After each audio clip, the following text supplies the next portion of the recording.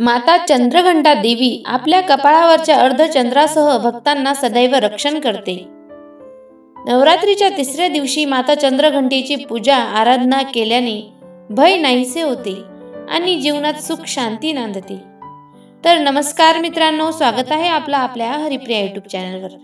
आजचा आपला व्हिडिओ हा माता चंद्रघंटा यांची पूजा कशी करावी, कोणती माळ आहे, माता चंद्रघंटेचं कसं सेवा करावी आणि आपल्याला कसे फायदे मिळतात याबद्दलची संपूर्ण माहिती आपण आजच्या व्हिडिओमध्ये घेणार आहोत।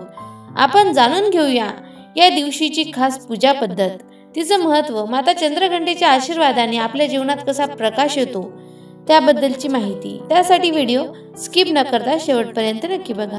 आज नवरात्राचा तिसरा दिवस, हा शारदीय नवरात्राचा तिसरा दिवस। या दिवशी दुर्गा देवीचे तिसरे रूप असलेल्या चंद्रघंटांची विधिवत पूजा केली जाते। शास्त्रानुसार माता दुर्गेचे हे रूप अत्यंत शांत आणि लाभदायक आहे। देवीच्या कपाळावर घंटांच्या आकाराचा अर्धचंद्र आहे, म्हणून मातेचे नाव चंद्रघंटा पडलेले आहे। प्रचलित कथेनुसार जेव्हा राक्षसांची दहशत वाढू लागली होती तेव्हा दुर्गा देवीने चंद्रघंटांचा अवतार घेतला होता। त्यावेळी महिषासूर आणि देवतांमध्ये भयंकर युद्ध चालू होते। महिषासुराला देवराज इंद्राचे सिंहासन मिळवायचे होते।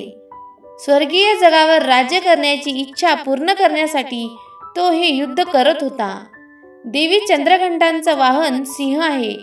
कमळ आणि कामदंड याशिवाय 10 हातात 4 शस्त्रे आहेत। त्यांच्या कपाळावरचा अर्धचंद्र ही त्यांची ओळख आहे।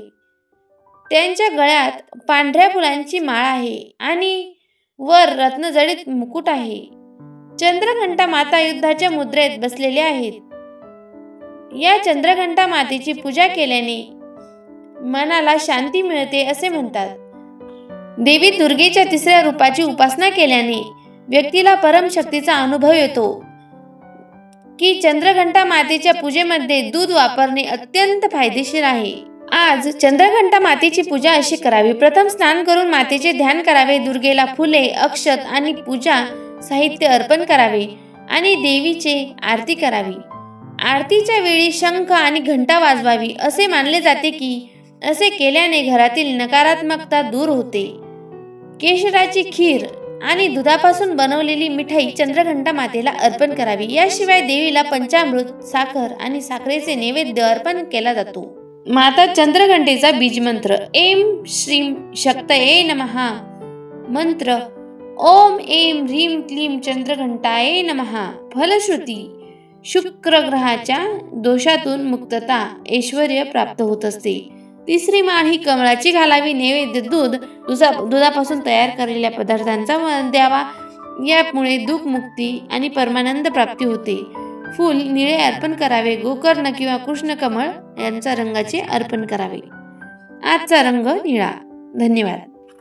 ही चंद्रघंटेच्या चरणी प्रार्थना करूया, आपल्या सर्वांच्या जीवनातील अंधार नाहीसा हो, भय दूर जाओ आणि प्रत्येक घरात आनंद, शांती व समृद्धी नांदो। मातेच्या नावाने नवरात्रीच्या या तिसऱ्या दिवशी आपण सर्वांनी प्रेम, श्रद्धा आणि भक्तीने पुढे जाऊया। जय माता दी।